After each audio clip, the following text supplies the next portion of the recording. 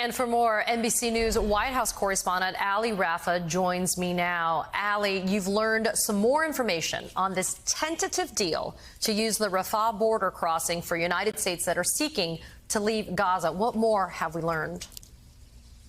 Yeah, Katie, well, a huge question that's been looming since this conflict began a week ago today has been how U.S. citizens, how these Americans would be able to get out of both of these regions, both Israel as well as Gaza, both of them trapped on both sides of this conflict. And today, this morning, a U.S. official familiar with the evacuation plans for Gaza tells me that the U.S. has reached a tentative agreement with the Egyptians and Israelis to be able to use that Rafah border crossing with Egypt to allow safe passage for U.S. citizens seeking to leave Gaza. We know that between roughly 500 and 600 Americans currently live in Gaza. And of course, we can assume that some of them are among the roughly 1 million that have been displaced after Israel issued that evacuation order.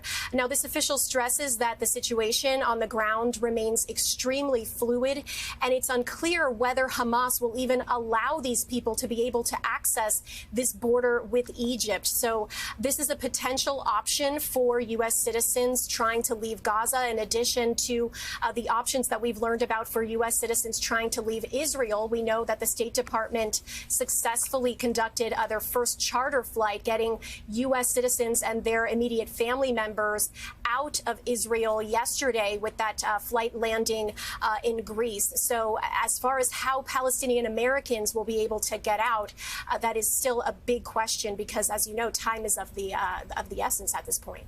Yeah, and Ali, White House officials have spoken with United Nations officials on the humanitarian crisis in Gaza. What's the latest? Yeah, we know National Security Advisor Jake Sullivan spoke with UN officials yesterday, and on this call they talked about options for creating potential humanitarian safe zones so innocent civilians won't be caught in the crossfire when trying to receive aid, as we've seen the images and the videos circulating of hospitals already having reached their brink. They are also talking about how to get humanitarian aid in the form of food, water, medicine, all of those things to this region. And that's something that we've been seeing reach just a dire condition over the last few days, Katie. Ali, are there any updates on what the United States is doing about the Americans that are currently being held hostage by Hamas in Gaza? Yeah, the president was asked about this yesterday, and understandably so. He said that he is not going to talk about the specific efforts to free those American hostages believed to be hostages in Gaza by Hamas. But we know that he also spoke virtually for over an hour with the families of those 14 Americans who are still unaccounted for, who are believed to be among the roughly 150 people taken hostage from Israel into Gaza by Hamas terrorists. The White House saying that the president told these families they continue to be in his thoughts and prayers.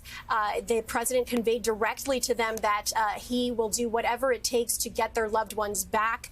Officials on this call also gave the family members an opportunity to ask any questions about these, what we know are extremely challenging ongoing recovery efforts.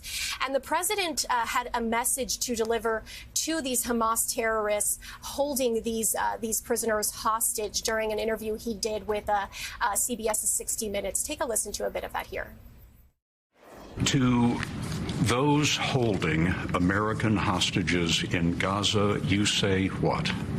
I say we're going to do everything in our power to find them, everything in our power. And I'm not going to go into the detail of that, but we're working like hell on it.